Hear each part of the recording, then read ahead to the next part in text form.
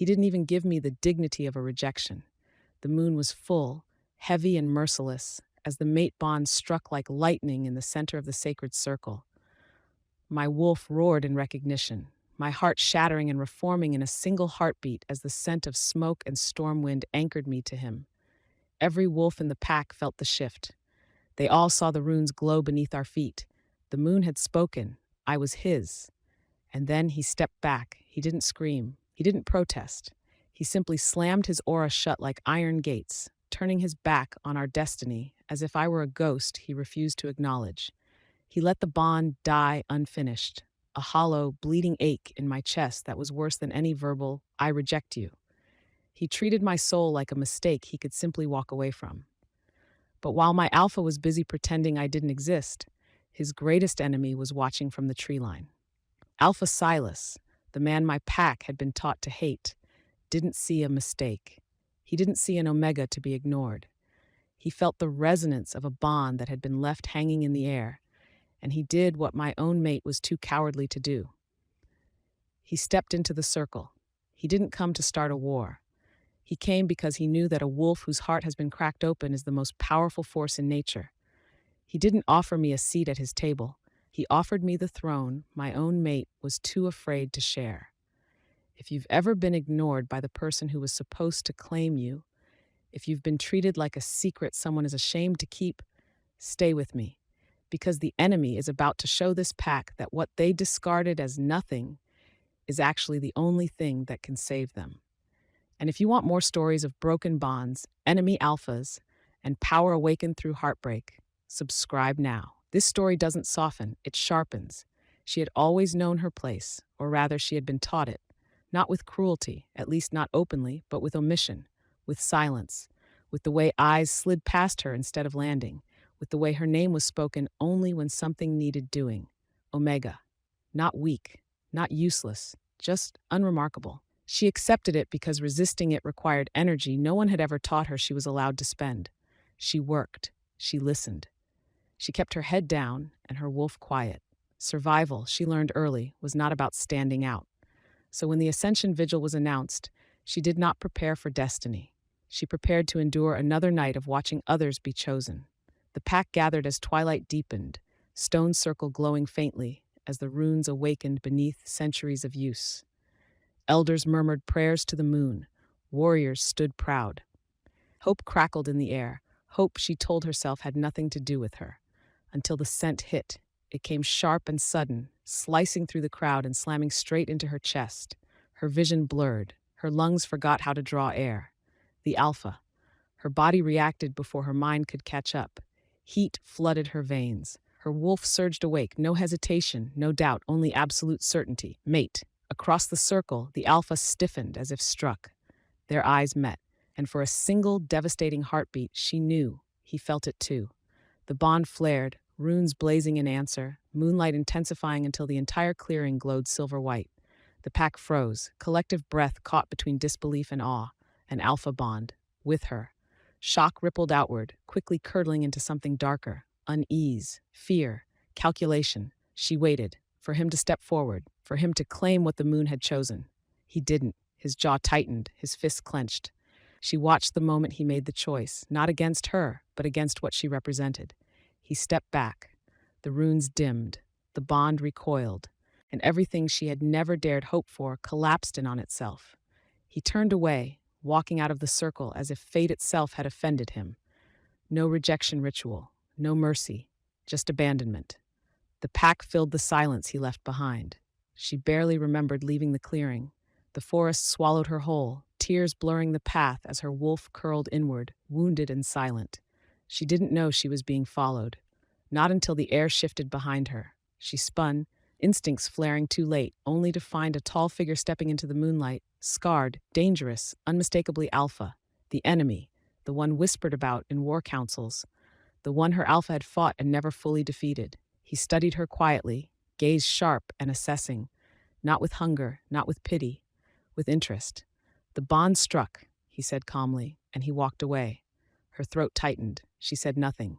He chose power over truth, the enemy alpha continued. Fear over balance. She lifted her chin, wounded pride flaring. You don't know him. His mouth curved slightly. I know fear when I smell it. The bond stirred faintly in her chest, not toward him, but in response to the truth of his words. You are not weak, he said. You are unclaimed. The distinction mattered, and as the moonlight shifted, something inside her, something long suppressed, began to awaken. Because heartbreak does not always destroy. Sometimes it reveals exactly who has the courage to see your worth. She walked until the pack lights disappeared behind the trees. Not because she was brave, but because stopping would have meant collapsing, and she refused to break where anyone could see. The forest thickened around her, shadows swallowing moonlight in uneven patches, branches clawing at her cloak as if trying to hold her back. Her chest burned, not the sharp agony she had expected from a rejected bond, but something worse. A hollow ache, like a door slammed shut without explanation. The bond had not shattered cleanly. It had folded inward, leaving pressure behind. Questions, silence. Her wolf whimpered softly, confused rather than enraged. Why didn't he finish it? The wolf asked. She had no answer. The alpha's withdrawal replayed in her mind in brutal detail. The hesitation, the tightening of his jaw, the moment his eyes hardened not with hatred, but with fear. He had felt the bond. She knew that now with certainty. He had chosen to deny it anyway. The realization hurt more than rejection ever could. She crossed the shallow stream, marking the outer edge of pack territory, cold water soaking into her boots. The boundary stones hummed faintly, confused by her passage. She had not been cast out by ritual. She had not been released. She had simply been left behind. By the time exhaustion finally forced her to stop, the moon had climbed high overhead. She collapsed beneath a twisted oak, fingers digging into the dirt as if anchoring herself to the world. Her breath came in ragged pulls. I didn't ask for this, she whispered into the night. The forest did not answer, but it did not reject her either. Slowly, painfully, she became aware of another presence. Not close, not threatening, watching. Her spine stiffened. She pushed herself upright, instincts flaring too late to mask the tremor running through her limbs. Show yourself, she said, voice steadier than she felt. The enemy alpha stepped from the shadows as if he had always been there. Moonlight revealed old scars crossing his chest and shoulder, marks earned, not decorative. His aura was restrained but unmistakable, pressing at the edges of her senses without crushing them. He did not advance. He stopped where the forest itself seemed to draw a line. You should keep moving, he said calmly. This border won't stay quiet long. Her first instinct was fear. Her second was anger. You followed me, she accused. Yes. Why? Because you were abandoned under a full moon, he replied. And because that kind of fracture doesn't go unnoticed. She clenched her fists. If you're here to mock me, I'm here because your alpha made a mistake, he interrupted evenly. And because mistakes like that create instability. She laughed bitterly. You mean weakness? No, he said. I mean opportunity. Her wolf bristled. You think I'll trade one alpha for another? He tilted his head slightly. I think you'll decide for yourself. Silence stretched between them, heavy but not hostile. Go east, he said after a moment. There's neutral ground beyond the old ridge. No patrols, no claims. And why would you help me? She asked. His gaze sharpened, not predatory, but precise. Because power denied becomes dangerous. And because I don't owe your alpha the satisfaction of watching you break. The words struck deeper than she expected. She hesitated, then turned away from him, choosing direction without permission. Don't follow me, she said. I won't, he replied. Unless you ask. She moved into the forest, heart pounding, half expecting pursuit that never came. Dawn found her exhausted but alive.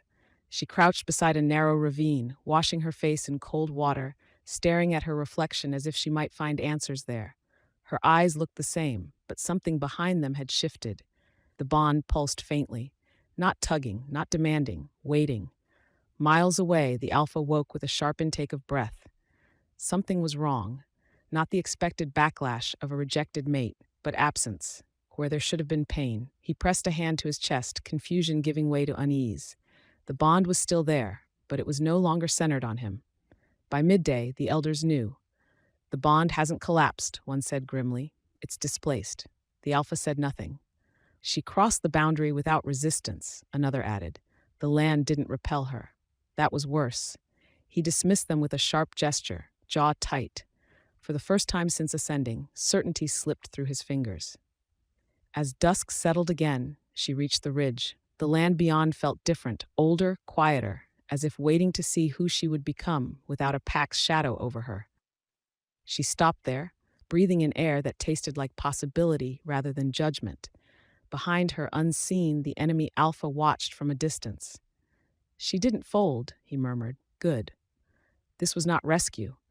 This was the first step of a reckoning that would redraw every boundary she had ever known. And the Alpha who broke her heart would soon learn.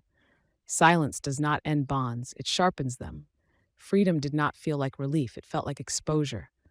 By the second night beyond the ridge, she understood that clearly. There was no pack perimeter humming beneath her feet, no shared scent to blur her presence. Every sound carried farther. Every mistake echoed longer. Hunger gnawed sharper without assigned rations.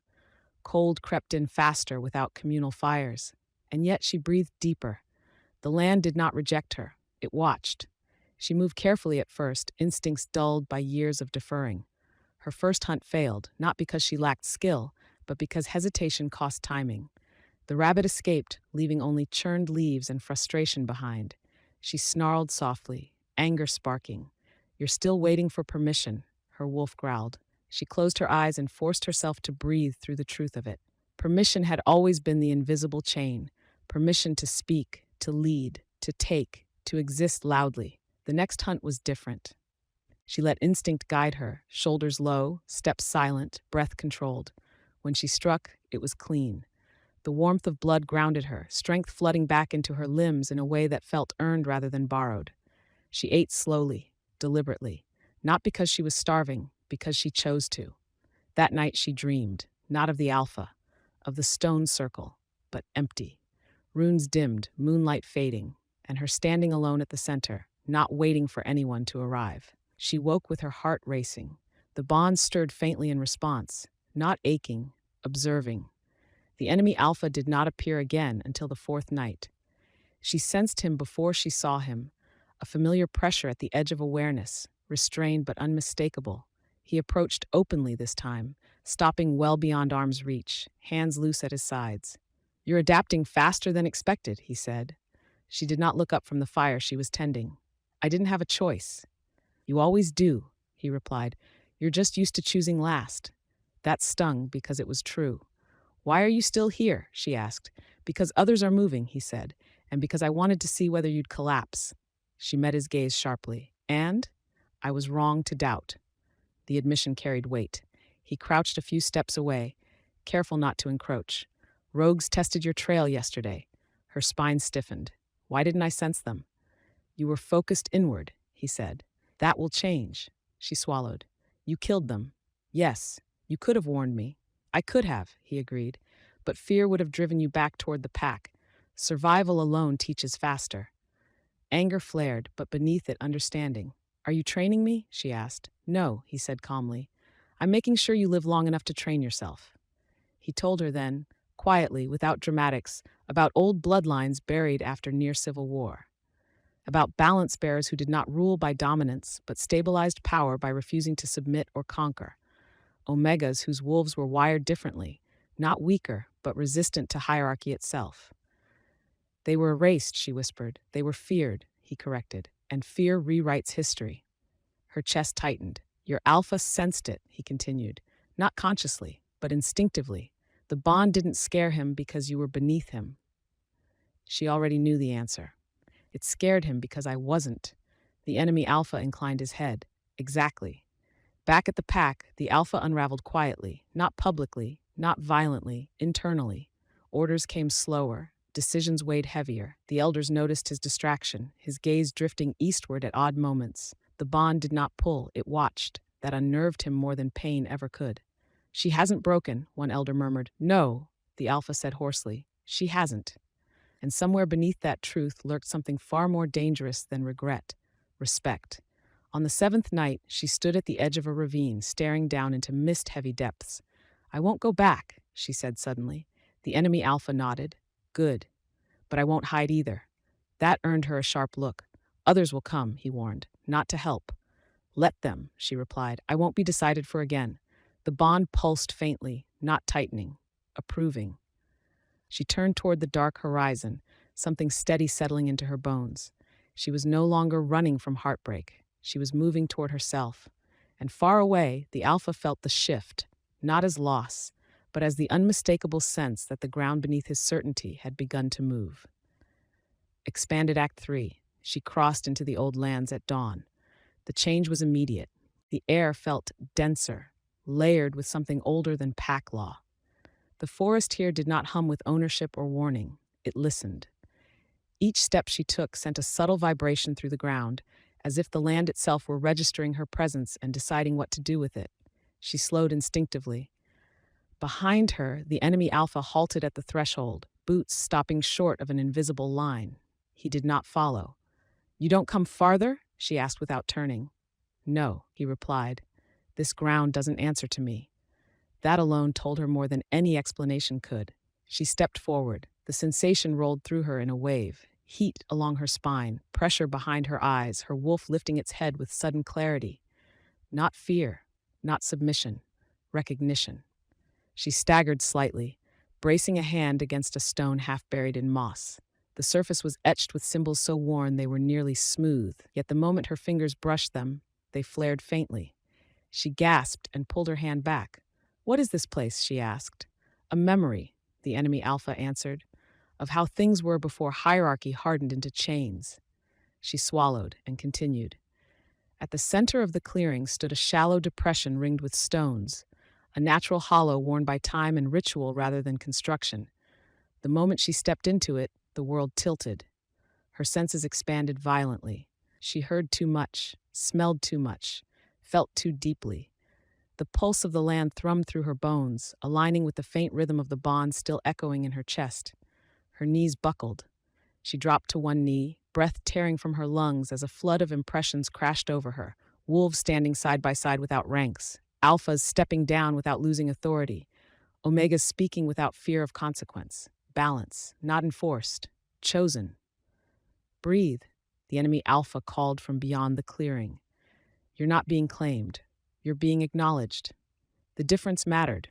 She forced air into her lungs, grounding herself in sensation rather than panic. Slowly, the overload eased, reshaping itself into something manageable. The hollow glowed faintly beneath her feet. The mark, until now unseen, burned briefly along her rib, painful but intense, as if a door long sealed had cracked open. She pressed her palm there, heart hammering. "This isn't power," she whispered. "No," he agreed. "It's alignment." The visions came next, not dramatic, not cinematic, honest. She saw herself as she had been, head down, voice small, instincts muted to survive. She saw the Alpha as well, not cruel, not villainous, but constrained by a system he mistook for stability. And then she saw what lay between them, not fate, choice denied. The vision shifted. She stood older, steadier, surrounded by wolves who listened rather than bowed. The bond no longer pulled. It hovered, unresolved, waiting for something neither dominance nor obedience could provide. The vision shattered. She cried out, not in pain, but release. When the glow faded, she rose slowly, legs steady, breath controlled, the hollow dimmed, satisfied. She turned toward the enemy Alpha. "You knew," she said quietly. "Yes, that this would happen." "I suspected," he corrected. "I stayed because I wanted to be sure you'd choose it willingly." Her gaze sharpened. "And if I hadn't, then I would have walked away," he said simply. "Power forced is rot." The words settled deep. Miles away, the Alpha collapsed to one knee. The bond flared violently, not tugging, but burning. His breath left him in a harsh gasp as clarity slammed through his instincts. She had crossed into something old, something he could no longer reach by authority. He pressed his hand to the ground, chest heaving, fear finally cutting through denial. He had not protected the pack. He had protected the cage. By nightfall, she sat at the edge of the clearing, staring into the dark canopy above. "I'm not finished," she said. The enemy Alpha inclined his head. "No." "They'll come," she continued. "Those who want to use me, those who want to silence me." "Yes, and him," she added softly. He did not need clarification. "What will you do?" he asked. She closed her eyes briefly, feeling the land beneath her, the absence of the bond's pull, the quiet strength settling into her bones. "I'll go back," she said. "Not to belong, to confront." The enemy Alpha studied her for a long moment, then nodded. "I'll walk with you, until you tell me to stop." She didn't answer. She didn't need to. Because for the first time in her life, the path ahead was not dictated by rejection or rescue. It was shaped by her own deliberate step forward. And far away, the Alpha rose slowly, knowing with chilling certainty the woman whose heart he broke was returning, and she would no longer bend. The pack felt her before they saw her, not as scent alone, but as pressure, subtle and undeniable, threading through the territory like a shifted current beneath still water. Wolves paused mid-step. Conversations faltered. The runes etched along the boundary stones shimmered uncertainly, unsure whether to repel or receive. She crossed without resistance. No alarm sounded. No guard challenged her. The land itself seemed to hold its breath as she moved forward, spine straight, steps unhurried. The enemy Alpha followed one pace behind, close enough to be unmistakable, distant enough to leave no doubt that she led. Whispers rose and followed her path. "She's back. She left Omega. She didn't bow." At the heart of the pack, the Alpha waited. He had dismissed the guards and sent the elders away, standing alone in the stone circle where everything had unraveled. The runes beneath his feet glowed faintly, responding not to him, but to her approach. When she stepped into the clearing, the bond stirred for the first time since she left. Not violently, not pleading, acknowledging. His breath caught. She looked different. Not sharper, not harder, clearer. "You came," he said quietly. "I said I would," she replied. His gaze flicked to the Alpha behind her, his enemy, his mirror, his warning. "You brought him." "I brought myself," she corrected. "He followed by choice." The distinction landed like a blow. "I owe you an apology," he said. She tilted her head slightly. "Apologies don't unmake decisions." "No," he agreed, "but they name them." Silence stretched between them, heavy with memory. Around them, the pack gathered at the edges of the clearing, watching openly now. No one interrupted. "You broke my heart," she said calmly, "not when you walked away, but when you let others decide what I was worth." Pain crossed his face, sharp and unhidden. "I was afraid," he admitted, "afraid you would change everything." "And so you chose to preserve a system that needed breaking," she said. He nodded once. "Yes." The honesty mattered. She stepped closer, close enough to feel his heartbeat, steady, familiar, no longer entangled with longing. The bond hummed softly, restrained, waiting. "I didn't come back to be claimed," she said, "or forgiven." His throat worked. "Then why?" "To end this," she answered, "with choice." She lifted her hand, not to touch him, but to rest it over her own heart. "I release you," she said quietly. The words carried no ritual cadence, no witness invocation. They carried truth. The bond recoiled, not screaming, not tearing, but loosening. The pressure in his chest vanished in a sudden rush, leaving behind a hollow ache that was not pain. Loss. Accepted. He staggered slightly, catching himself. She stepped back. "You don't owe me anything," she said, "and I don't belong to your regret." The enemy Alpha remained silent, but the air shifted subtly, recognition passing without challenge. The Alpha straightened, dignity reclaimed through surrender rather than dominance. "Then go," he said, "and don't look back." She nodded once. As she turned away, the pack parted instinctively, making space without command. No one reached for her. No one stopped her. Because hearts broken by choice do not shatter, they transform. She crossed the boundary again, this time without grief pulling at her heels.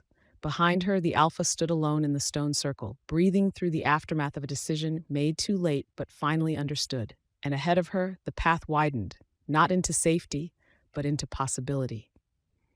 The enemy Alpha fell into step beside her as the trees closed in once more. "That took courage," he said. "No," she replied softly. "It took honesty." The bond was gone now, not dormant, not suppressed, gone. And in its absence, something stronger settled into place. Selfhood. The land beyond the pack's borders did not rush to greet her. It waited. That alone told her how much had changed. Before, territory had always announced itself, warnings woven into scent, pressure embedded in the ground. Now, the earth beneath her feet felt neutral but attentive, as though measuring intent rather than rank. She breathed easier for it. Behind her, the enemy Alpha matched her pace without comment. He did not speak until the pack's scent finally thinned into forest loam and wet stone. "You ended the bond cleanly," he said at last. "Yes." "Few survive that without fracturing." She didn't slow. "Surviving isn't the same as living." He inclined his head. "True. They made camp near an old crossroads where four paths met, none dominant, all worn. The symmetry felt deliberate. She knelt and pressed her palm to the ground, listening. The land responded with a faint hum, not approval, not warning, recognition. The first messenger arrived before dawn. He did not step fully into the clearing, wise enough to sense the boundary she unconsciously maintained. He bowed, not deeply, but sincerely. "Balance bearer," he said, "my pack requests counsel, not alliance, not claim, counsel." Her chest tightened, not with fear but weight. "I don't rule," she said carefully. "We know," the messenger replied. "That's why we came." She dismissed him with a promise to consider, watching as he retreated without protest. When she turned back, the enemy Alpha was studying her with open curiosity. "You didn't hesitate," he observed. "I didn't say yes. Yet." She exhaled slowly. "I won't become a throne people kneel to." "You won't," he agreed. "You'll become a point they align around." That unsettled her more than dominance ever could. The second message came carved into bark, a warning rather than a request. "Unclaimed power is a threat." She traced the words, feeling the fear beneath them. "They'll come," she said. "Yes," he replied. "Some to learn, some to test." The test came at dusk. 3 wolves crossed into the clearing openly, a small warband led by an alpha whose scars were fresh and poorly healed. His aura flared deliberately, pressing against the boundary. "You stand without bond," he said bluntly. "Without mate, without pack." "Yes," she answered evenly. "That makes you vulnerable." The land shifted subtly beneath his feet, nothing violent, nothing dramatic, just enough to force him to adjust his stance. "No," she corrected. "It makes me free." The alpha snarled, shifting halfway before thinking better of it. He sensed it then, the way the ground answered her presence, the way the air thickened when she spoke. "You weaken order," he said. "Order that relies on fear deserves to weaken," she replied. The warband withdrew without bloodshed, but not without consequence. Word spread fast. By the third night, packs along the borders were shifting. Some consolidated territory, others withdrew entirely. Old alliances frayed under the pressure of something new, something that refused to be owned. The enemy Alpha watched it all with a strategist's eye. "You're destabilizing the region," he said quietly, without raising a claw. "I never wanted war," she replied. "Neither did the last balance bearers," he said. "History remembers them anyway." That night, she dreamed of the Alpha again, not of rejection, but of silence after, of the way he had stood alone once she left. The bond was gone now, but memory lingered. She woke unsettled. "You still feel him," the enemy Alpha said from the edge of the firelight. "I remember him," she corrected. "There's a difference." He studied her. "And me?" She met his gaze steadily. "You see me, you don't define me." A pause. Then he nodded. "Good." At dawn, another emissary arrived, this one from a warpack far to the west. He did not bow. "You cannot exist like this," he said. "Unclaimed power invites conquest." She stood slowly, feeling the land brace beneath her feet. "Then come," she said calmly, "and learn why conquest won't work." The emissary hesitated, then retreated. As the sun climbed, she felt it settle, certainty, quiet and immovable. She was no longer reacting to heartbreak. She was shaping consequence. And beside her stood an alpha who did not try to own the future, only to walk it with her, if she allowed. The night the region shifted, no horn sounded, no challenge was issued, no blood was spilled. Instead, the world paused, as if every pack, every alpha, every wandering wolf felt the same tightening in their chest and chose, instinctively, to wait. She felt it first, a pressure not of threat, but of convergence. Lines of intent moving inward from every direction, not yet colliding, not yet retreating. The land beneath the crossroads hummed steadily, no longer reacting, holding. "They're circling," she murmured. "Yes," the enemy Alpha replied. "This is the last test." She nodded slowly, drawing a deep breath. The air tasted sharp, charged with the weight of decision. She could feel the old instinct tug at her, the one that whispered find shelter, submit, survive. She let it pass. "I won't hide," she said. "I know," he replied. That was all. They did not prepare for war. They prepared for presence. At dawn, the first coalition arrived, 5 packs, each led by alphas who had learned caution the hard way. They stopped at the edge of the crossroads, maintaining distance, not out of fear but recognition. The eldest alpha stepped forward. "We do not come to kneel," he said carefully, "nor to challenge." "Good," she replied. "I don't accept either." Murmurs rippled. You destabilize the hierarchy, another alpha said. Omega's choosing freely, bonds broken by will, that spreads. Yes, she agreed. Truth does. Tension flared, but did not erupt. What do you want? The eldest asked. She met his gaze evenly. I want nothing. I offer balance. Silence followed. Then something unexpected happened. One alpha stepped back, then another, not retreating, making space. The land responded immediately, pressure easing, paths subtly widening. The crossroads breathed. You are not our ruler, the eldest said slowly, but we will not move against you. That's enough, she said. They left without ceremony, but not without change. The war pack came at sunset, not in stealth, in force. They surged into the clearing with claws half shifted, dominance rolling outward like a tidal wave meant to crush resistance. The enemy alpha stepped forward instinctively. She lifted her hand. He stopped.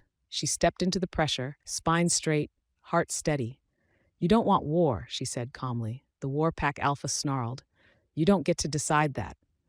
The ground beneath his feet cracked, not violently, not destructively, but decisively. He stumbled, shock flashing through his eyes as instinct screamed contradiction. This wasn't dominance. This was correction. You feel it, she continued, because this land remembers balance, and it won't support what breaks it. The Warpack Alpha hesitated. Yielding was unthinkable, but advancing felt impossible. Finally, teeth clenched, he stepped back. The Warpack withdrew in tense silence, pride bruised but intact. When they were gone, the clearing exhaled. She swayed slightly, not from weakness but release. The enemy Alpha moved instantly, steadying her without controlling her. His touch was brief, grounding. You held them, he said quietly. We held them, she corrected. A pause followed. Then he said softly, You don't need me anymore.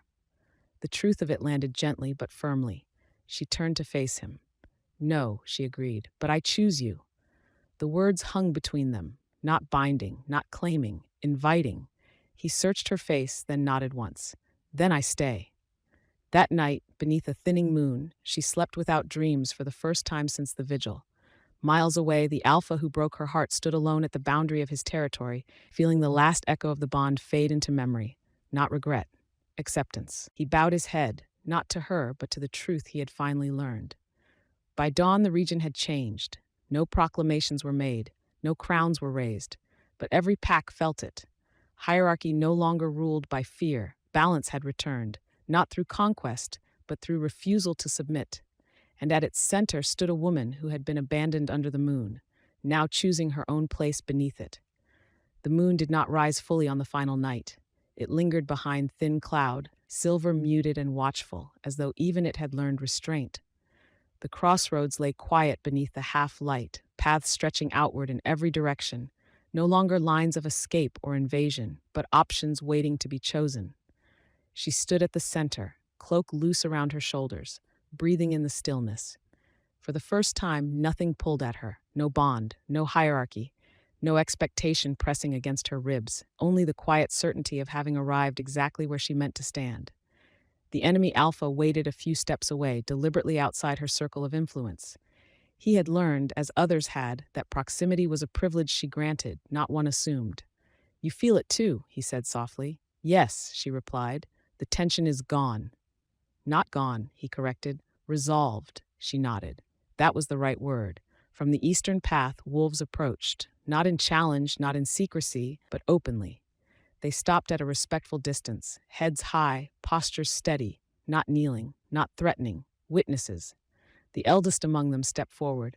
We've come to see what remains after fear leaves the land. She regarded him calmly. And, he glanced around the clearing, then back at her. Something sturdier than obedience. A faint smile touched her lips. Good. They stayed only a short while, speaking little. There was nothing left to negotiate. Balance did not require treaties, only recognition. When they left, the land did not tense. It rested. As night deepened, she felt a presence at the far edge of awareness. Not a threat, a memory. Miles away, at the boundary of his territory, the Alpha who had broken her heart stood beneath the same muted moon. He felt the final echo settle inside him. Not pain, not longing, closure. He understood now what he had lost. Not a mate, not a throne's reinforcement. A truth he had not been ready to face. He turned back toward his pack, carrying that knowledge with him like a scar that would never fade but no longer festered. Back at the crossroads, she exhaled slowly. something easing in her chest. "It's done," she said. The enemy Alpha watched her carefully. "Is it?" She considered. "No," she amended. "It's begun." He stepped closer, not into her space, but near enough that the air between them felt shared. "You could lead," he said. "Form something lasting. Others would follow." She shook her head. "I won't build another cage just because it has better intentions." "Then what will you do?" She looked out at the branching paths, moonlight silvering the worn ground. "I'll move," she said. "I'll listen. I'll intervene when balance is threatened, and I'll leave when my presence starts to harden into dependence." He studied her with something like awe. "You'll never be owned." "No," she agreed, "and neither will what I protect." Silence stretched, not awkward, not strained. Then he asked the question he had held back since the beginning. "And us?" She turned to him fully. He did not reach for her, did not lower his gaze, did not demand. He waited. "I don't need a bond to choose," she said, "and I won't accept one that erases who I am." "I wouldn't offer it," he replied without hesitation. "Only partnership, only presence." She searched his face, scarred, honest, unafraid of standing beside her without claiming credit. Slowly, deliberately, she nodded. "Then walk with me," she said, "until one of us chooses otherwise."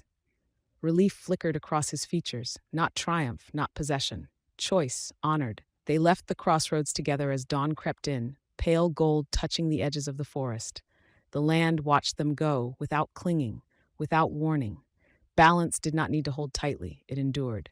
Far beyond the region, stories would spread, of an Omega who broke a bond without breaking herself, of an Alpha who learned too late, but learned all the same, of an enemy who saw worth before victory, and of a woman who refused to be defined by rejection, rescue, or rule.